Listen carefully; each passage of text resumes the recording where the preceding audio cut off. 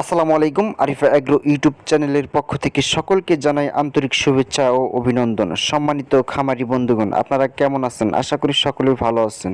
বন্ধুগণ, ইতিমধ্যেই আপনারা থাম্বনেল দেখে বুঝে গেছেন যে আজকে কোন টপিক নিয়ে ভিডিওটি করা হয়েছে। তাই বন্ধুরা, ভিডিওটি স্কিপ না করে ভিডিওটি সম্পূর্ণ দেখুন। প্রিয় বন্ধুগণ, যারা বাড়িতে একটি সুন্দর মানের গাভী গরু পালন করতেছেন অথচ সেই গাভী গরুটি হিটে আসছে না বা ডাকে আসছে না, শুধুমাত্র একটি গাছের ফল আপনারা যদি সঠিক নিয়মে সঠিক পদ্ধতিতে গাভীকে খাওয়াতে পারেন, ইনশাআল্লাহ আশা করা যায় সেই গাভীটি 3 থেকে 4 দিনের মাথায় হিটে চলে আসবে।